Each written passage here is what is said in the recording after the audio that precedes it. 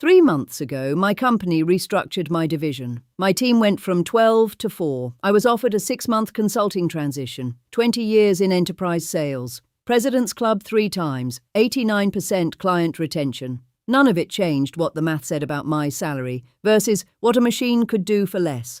That night I started reading every article, every think piece, every breathless LinkedIn post about AI and the future of work, and I found 2 completely different stories. One says the sky is falling, the other says the sky never fell.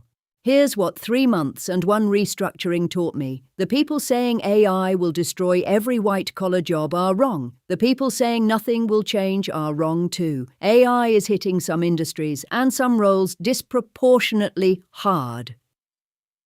And the professionals who are paying attention to the signs are repositioning themselves right now before it's too late. The ones consuming headlines are falling behind. My name is Rosa. Let me show you what I found. If you're trying to figure out where you stand in all of this, there's a free tool I wish I'd had 3 months ago. The Pivot Profile. It maps your experience to income opportunities the market would actually pay for. 4 minutes. No sales pitch. It was the first strategic thing I did after I stopped doom scrolling. The link is below, pivots4pros.com/profile. The doom crowd isn't making it up. 80,000 job losses have been directly attributed to AI this year. Companies you've heard of, companies you might work for. I have a friend named Jake, senior director at a Fortune 500 tech company, 11 years in, best performance reviews of his career. Then his company announced what they called a strategic realignment powered by AI. Jake wasn't the one who got cut. 3 of his direct reports were a 12-year systems architect, a senior project manager who'd just delivered the company's largest client migration, a data analytics lead promoted 7 months earlier. Gone. All 3.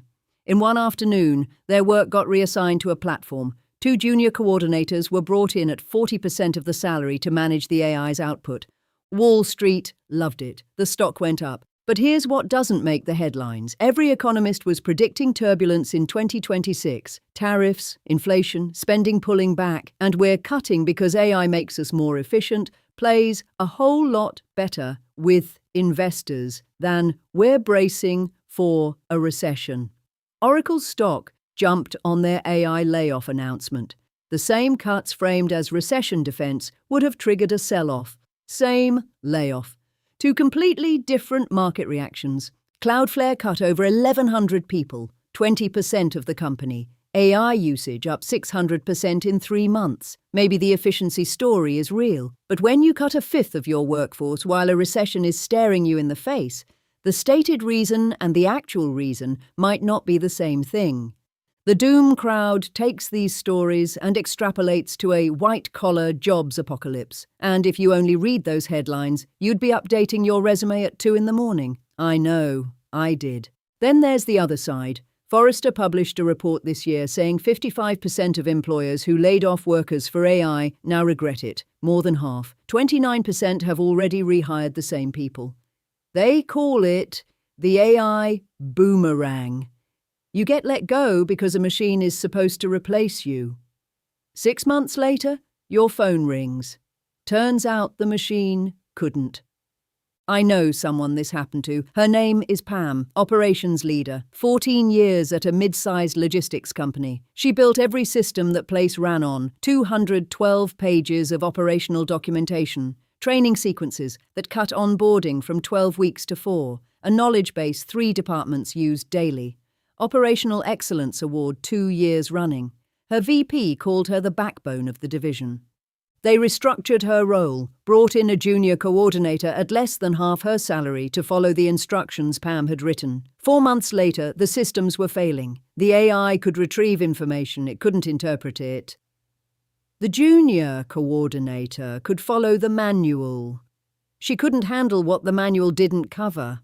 Pam's phone rang.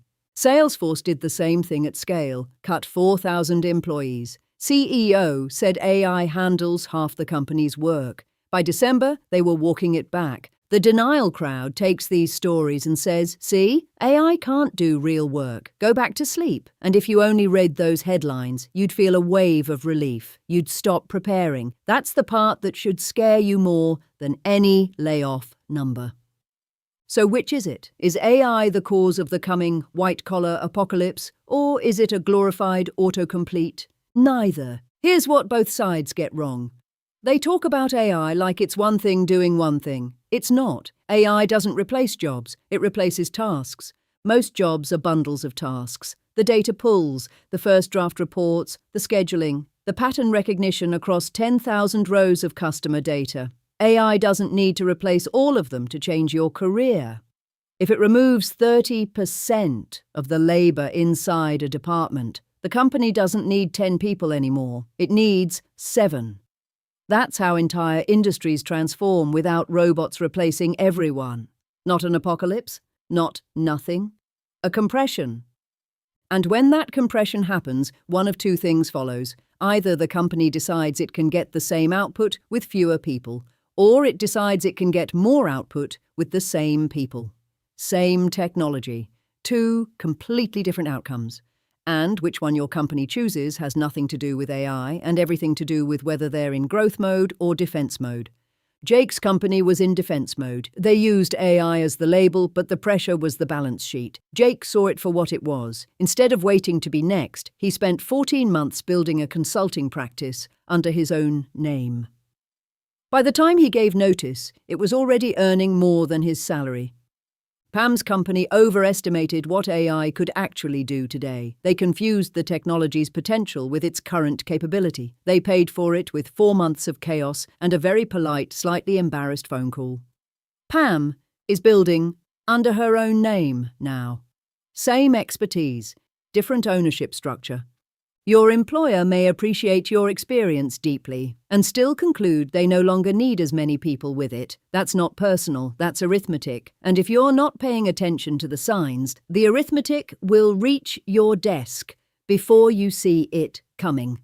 So here are the signs. If your company has recently asked you to document your workflows, pay attention. If they've introduced a new AI-powered platform to support your function, pay attention. If someone junior has started shadowing your work without a clear reason why, pay attention. If you're hearing the words operational efficiency, strategic realignment, digital transformation, or resource optimization in earnings calls and all-hands meetings, pay attention. If your team is being asked to produce the same output with fewer people or headcount is frozen despite revenue growth, pay close attention.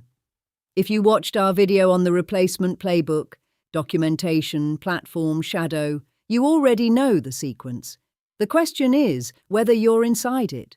3 months at the kitchen table taught me this. The doom crowd wants you scared. The denial crowd wants you comfortable. Neither one wants you thinking clearly. Jake thought clearly. He sat in that all-hands meeting, watched his people get cut, and instead of hoping he'd survive the next round, he built something that didn't depend on surviving rounds at all. Pam learned the hard way. But she learned. She took the same skill her company tried to replace and pointed it in a direction where the output belongs to her. The professionals who come out ahead won't be the ones who panicked about AI. And they won't be the ones who ignored it. They'll be the ones who studied what was happening in their industry and inside their own company, assessed where they stood, and made a move while they still had leverage.